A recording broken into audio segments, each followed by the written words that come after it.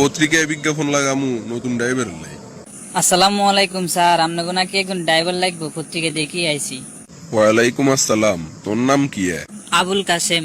তোমার লাইসেন্স কাগজপত্র সব ঠিক আছে নি? কত বছরের অভিজ্ঞতা আছে? জি স্যার, কাগজপত্র সব ঠিক আছে আর 7 বছরের ড্রাইভিং এর অভিজ্ঞতা আছে। ঠিক আছে বাবাজি, তোর বেতন কত দিতে হইব কইয়ে লাও।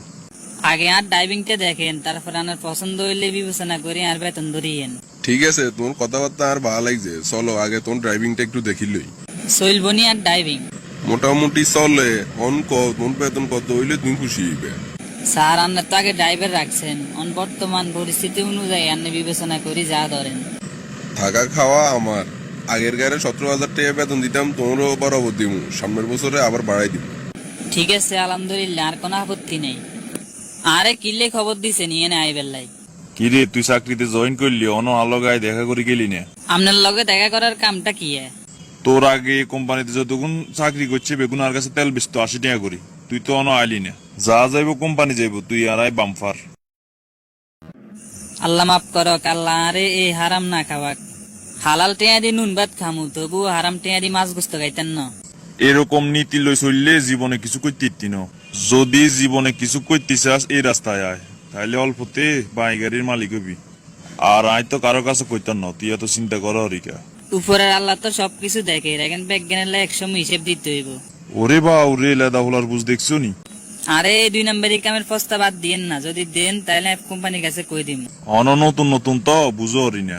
তুই যখনই অভাবে উঠবি তুই পেট্রোলে চলে আইবি, তোর লাভ দরজা খোলা আছে। আই যত অভাবে হরি, তবু ওই আরাম পথের টেয়া খাইতেন না। আগে টাঙ্কি লোড করলে 2-3 দিনের বেশি যাইতো না। অন ড্রাইভার পাল্টানি লগে কি আর গাড়ির ইঞ্জিনও পাল্টি গেল? রে কাশেম, টাঙ্কি লোড করছি যে না, যে কতদিন চলে রে? 7 দিন শেষ হই 8 দিন চলে, আরো 3 থেকে 4 দিন যাইব। তার মানে চোর এতদিন আর ঘরে আসছিল। কি রে বাবা, বালা সত্যি? আসসালামু আলাইকুম আব্বু, ভালো আছেন নি? আমুর কি অবস্থা? ওয়ালাইকুম আসসালাম। ইরে বাবা, আই তো ভালো আছি, তোর মা গানা ভালো নাই। আম্মুর কিছে? তোর মার রোগ একখান ধরা খাইছে, ডাক্তারে কইছে 4 লাখ টাকা লাগবো। আই তো চোখে মুখে হত দেখিয়েন না, অন আই কিতাম আঙ্গ ওইরকম জায়গা নাই বেশি তোর মার চিকিৎসা করুম। যেটা বেতন হামু এটা দিয়ে কোন রকম সংসারের খরচ চলবো। দরকার হইলে আর শরীরের কিডনি বেশি এলামু, তবু মায়ের চিকিৎসা করামু। আব্বা আন্নে চিন্তা করি না, এটিএর ব্যবস্থা করি, আন্নারে ফোন দিলে আন্নে আমার শহরে চলে যাইয়েন। কিরে বাবা, লাগে না যে 2 দিন টেনশন করো রে, বাড়িতে কোনো সমস্যা হয়েছে নি? আমার একটা রোগ ধরা গেছে, অন ডাক্তারে কইছে চিকিৎসা করাতে 4 লাখ টাকা লাগবো। আঙ্গো এমন কোন জায়গা সম্পত্তি নাই যে এটা বেশি আম্মুর চিকিৎসা করামু। এর ভিতরে তোর কত ব্যবস্থা আছে? আর কাছে ফকট খরচের টিয়া ছাড়া আর কোনো টিয়াই নাই। জীবনে তো অনেকটাই খরচ করলাম, এরকম একটা সৎ হলা যদি উপকার করতে পারি আল্লাহ খুশি হইব। আচ্ছা তুই এত চিন্তা করিস, তোর মারে ঢাকা লইয়ান, ইগার চিকিৎসার ব্যবস্থা আয় করুম। স্যার, আপনার এই উপকারের কথা আমি কোনোদিনও ভুলতেন না। আল্লাহর কাছে দোয়া করি আল্লাহ আপনার মঙ্গল করুক। আর টিয়া এখন প্রতি মাসে মাসে আর বেতন নতুন কাটি রাখিয়েন। আয় কি টিয়া এগুন তোরে কাট বেলাই দিছিনি?